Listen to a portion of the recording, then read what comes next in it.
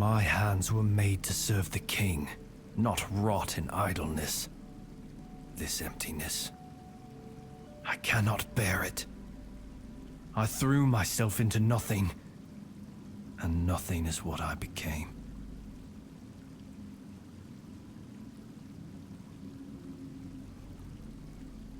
Nothing without my king. Nothing without my blade.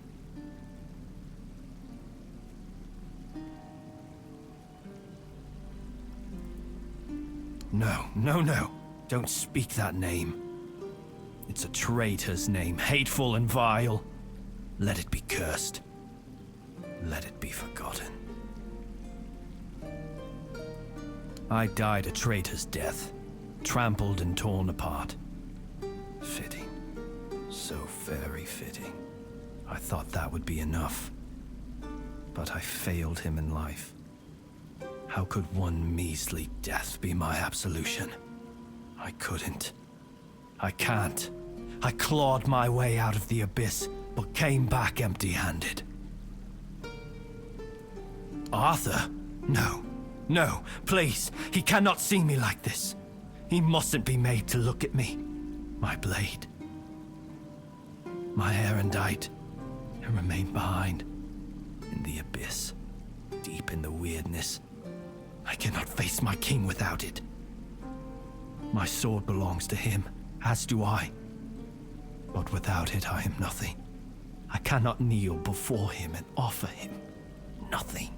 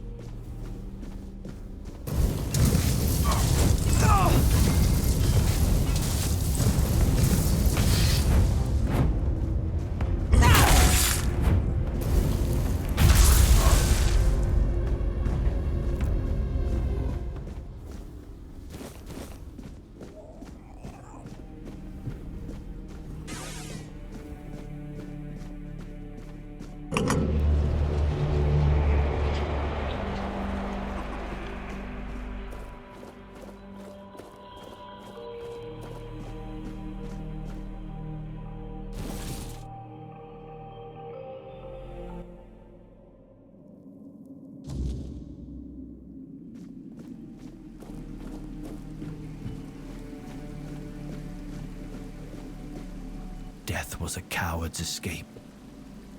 I should have known. I should have known. Erendite. Oh, how I long to hold it again. Just the weight of it in my hand makes me feel almost whole again. Like I might be worthy. Like maybe not everything was lost.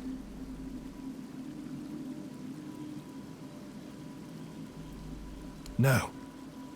I know. I feel that he's with you. But there's nothing I could say to him. I won't beg forgiveness for my betrayal. I don't even know what I fear more. His mercy or his scorn. Please, as his closest confidant, take my blade. And I beg you, let me serve you and Arthur on your journey. Let me prove my devotion, my remorse, not with words, but with deeds. Let me earn his trust again. This is all I ask.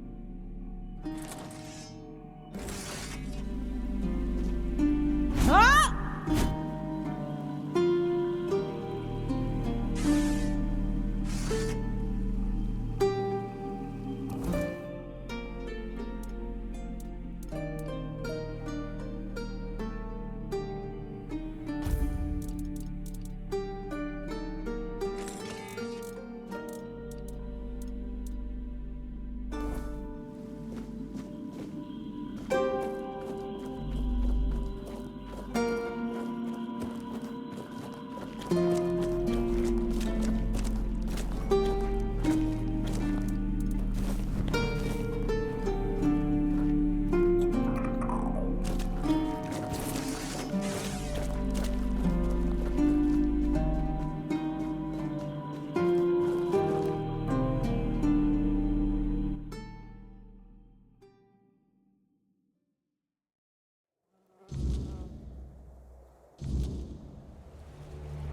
Majesty, it's an honor to have you among us again.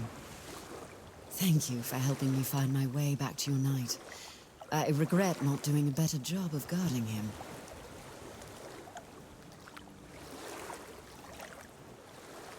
I'm a Pict. I can sense the wordness and the spirits within it. I knew you weren't alone when I saw you emerge. The soul you carry, however weak it may appear, is deeply connected to the wordness, and to Avalon itself. Souls like that are rare. Besides, only the one who wields the power of Excalibur within could open this tomb, and that is rarer still. My name is Fianola. I am here on behalf of the Royal Geographers.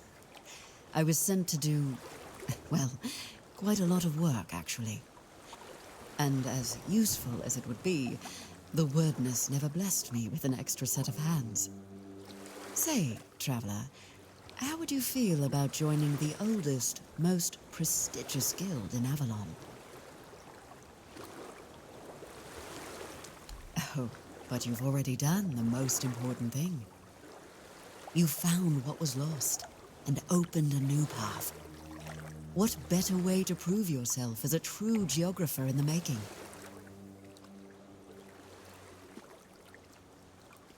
Everything.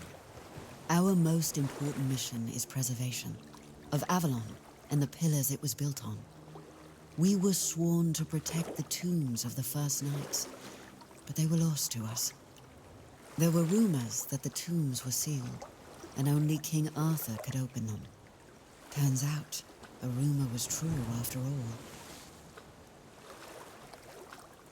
I appreciate your eagerness, but let's not get ahead of ourselves.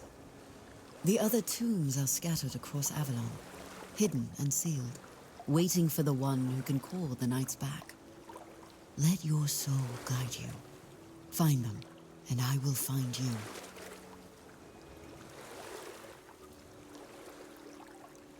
What is King Arthur without his faithful knights? Merely half a legend, if not less. They thrive by his side, and he thrives by theirs. And Avalon's foundations only grow stronger because of it. Sir Lancelot carries centuries of grief, and only serving his king once more can ease it.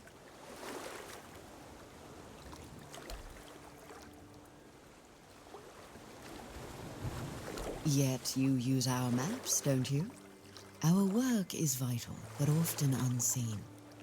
For centuries we've roamed this island, charting its every corner and noting the dangers that unsuspecting travelers might face. You should be more appreciative, you know. Avalon's nature is ever-shifting, ever-changing.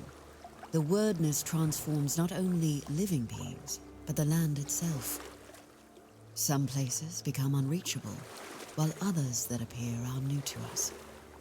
And there are those that have been forgotten, waiting to be rediscovered and brought into the light. Why wouldn't they?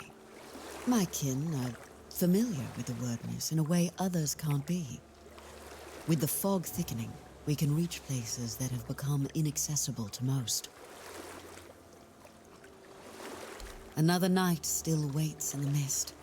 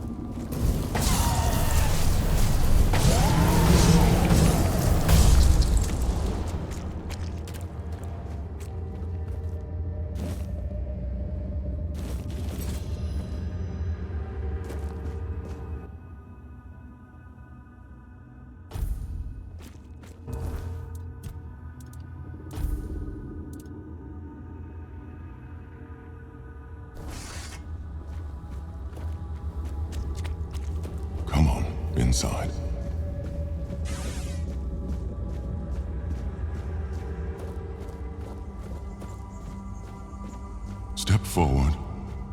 After all, you know me well.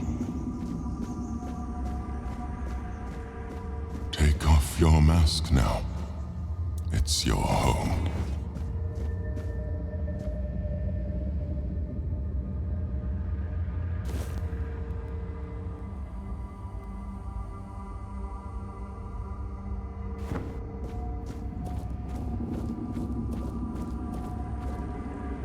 Welcome, little prince. Why the sullen look? Aren't you glad to see me? You finally made it here. It must have taken quite a long time. So, you don't remember me. I'm afraid it might have something to do with the form in which I see you now. This body and soul, they're much different from what I expected. But to answer your question, I am the Weaver. And though it may be hard for you to believe, a part of you knows me all too well. Because it is easier for me to address you this way than to accept that, for now, you are nothing more than a human. It is painful, but I must come to terms with it. It is a place where my prince was woven from the threads of pure potential. The Pale Lady was relentless in her desire to fulfill her vision of an offspring, modeled after those she watched so eagerly. It displeases me that you don't remember. I'd envisioned your return and our meeting quite differently. But now it all makes sense. Now I understand why you need that shard. Nothing remarkable. I simply exist in this place. That you ended up here is a mere coincidence. None of my kind have visited me in a long time. Yet here, I used to weave new Avalonians, shaping them according to the intent and thought that accompanied their creation. Now the thread of potential is much weaker, though it seems this place stirs to life again as the weirdness returns. She was a powerful Avalonian, one of the oldest. She saw and desired far more than the rest of her kin, who were suffocating in their growing decadence. To live a life where one can do anything, it loses all meaning. When she discovered the homelands and learned of mortality and time, everything changed. We were no longer the same. It was as though the mere awareness of such things altered the way we lived. We could no longer exist as we once had. It planted a new emotion in us. Fear. You will find traces of her here as well. The stone tablets bear her mark. I'm afraid I must admit that I don't know where she is now.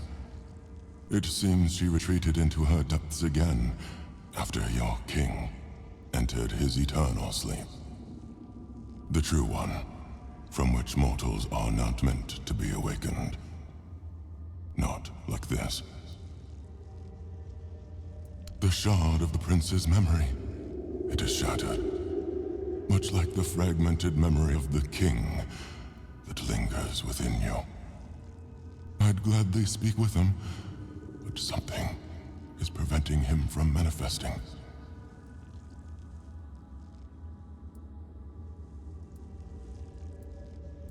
I don't know all the details. What I do know is that after our prince was murdered by our kin, his potential, what you humans might call a soul, did not perish. The prince had been deeply fascinated by humans, and so after his death he manifested in one of them. That person was Arthur, the man who would one day become your king. He followed his mother's fascination. Much like her, he gazed upon the land of men. But he wished to go further. He wanted to experience being human.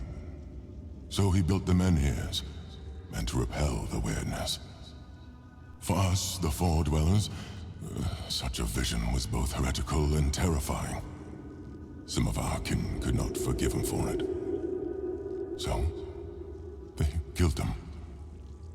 It was the first time an Avalonian had ever slain one of their own. Arthur was a man, mortal like any other, but ambitious like few. But yes, his origins are far more complicated. This is a tale of two separate realities that, through a series of specific events, began to intersect, forming a single knot. Everything that has happened, and everything that will happen, is meant to decide the fate of that knot. And we, as you likely already know, have been pulled into all of this. Our meeting comes to an end. I regret how brief it is, but my role in your story was always meant to be insignificant.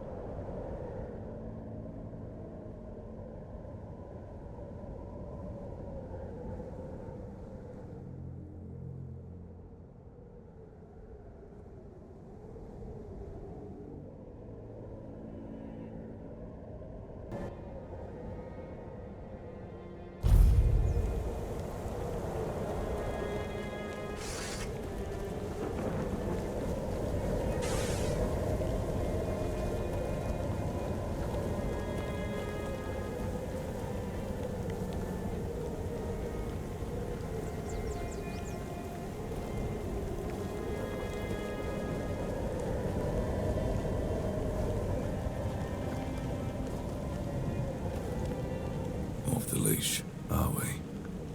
They must have had their fun with you. Who had you as their plaything? The church? The druids? Some band of cutthroats? But it doesn't matter now that you're free. I'm Abigail, a knight. I swore my sword to my lady's will, and she kept me close, until she had no more use for me. Now, I walk alone. But a shadow never strays too far. You look wretched, and you smell like death. I've seen people like you before. Broken, worn down, dragged through the mud. If you've had enough of it all, I could grant you an honorable death. In a proper duel, you lived like a cur, but you could die like a knight. Wouldn't that be just splendid? Just say the word. I'm more than happy to oblige.